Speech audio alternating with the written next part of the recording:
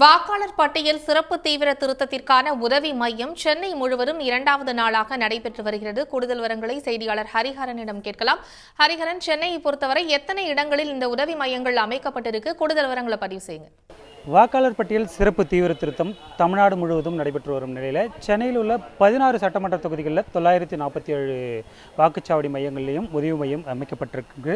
இன்று சென்னை எழும்பூரில் இருக்கக்கூடிய பிரசிடென்சி பள்ளியில் இருக்கக்கூடிய உதவி மையம் தற்போது செயல்பட்டு வருகின்றது. குறிப்பாக பொதுமக்கள் அதாவது இந்த வாக்கு அலுவலர்கள் வீடு வீடாக சென்று இந்த வாக்காளர் திருத்தம் மேற்கொள்ளும் போது பல்வேறு சிக்கல்கள் பொதுமக்களுக்கு இந்த படிவங்களை நிரப்புவதில் பல்வேறு சிக்கல்கள் இருந்து வரும் நிலையில் சென்னை மாநகராட்சி தரப்பிலும் சென்னை மாவட்ட தேர்தல் அலுவலர் இந்த வாக்காளர் சிறப்பு தீவிர திருத்தத்தை மிக எளிதாக மேற்கொள்வதற்காக உதவி மையம் வைக்கப்பட்டிருந்தது.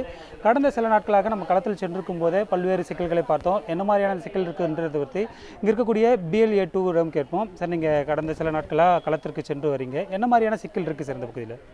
சார், எல்லா வாக்காளர்களுக்கும் இந்த ஃபார்ம் ஃபில் பண்ணுறதுக்கு பயங்கரமான கஷ்டமாக இருக்குது. அவங்களுக்கு அது எப்படி புரிய வைக்கிறதுனே தெரியல. அதனால் இந்த கேம்ப்பு போடுறதுனால ரொம்ப கொஞ்சம் சந்தோஷமாக இருக்காங்க. ஏன்னா இங்கே வந்தவுடனே பிஎல்ஓஸ்க்கும் நாங்களும் கூட சேர்ந்து இப்படி தான் பண்ணணும் அப்படின்னு சொல்லிட்டு அவங்கள ஹெல்ப் பண்ணிட்டுருக்கோம். இப்போ பொதுவாக ஒரே ஒரு எக்ஸாம்பிளுக்கு இந்த சனாக்கர்னு ஒரு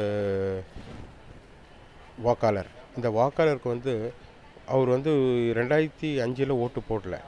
அவருக்கு என்ன ஃபில் பண்ணணுன்னே அவருக்கு தெரியல. அதனால் இங்கே நம்மக்கிட்ட கொடுத்துருக்காரு, பிஎல்ஓ கிட்ட கொடுத்துருக்காரு.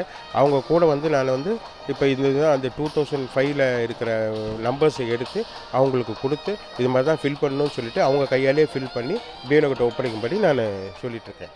இது மாதிரி தான் நடந்துட்டு.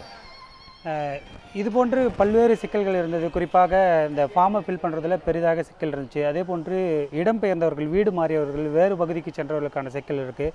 இது போன்ற சிக்கலை தீர்ப்பதற்கான இந்த உதவி மையம் தொடர்ந்து செயல்பட்டு வருகின்றது. அடுத்த 8 நாட்களுக்கு, அதாவது நேற்று முதல் 8 நாட்களுக்கு நடைபெறும் என தெரிவிக்கப்பட்டிருந்தது. 25ஆம் தேதி வரை இந்த உதவி மையம் செயல்படும் என அறிவிக்கப்பட்டிருக்கு. டிசம்பர் 4ஆம் தேதி வாக்காளர் பட்டியல் படிவத்தை நிரப்பி சமர்ப்பிப்பதற்கு கடைசி நாள் என அறிவிக்கப்பட்டிருக்க நிலையில் பொதுமக்கள் இந்த உதவி மையத்தை பயன்படுத்திக் கொள்ள வேண்டும் என தேர்தல் அலுவலர்கள் தரப்பில் தெரிவிக்கப்பட்டுள்ளது. உடனுக்குடன் செய்திகளை தெரிந்து கொள்ள சன் நியூஸ் பெல் ஐகானை கிளிக் பண்ணுங்க.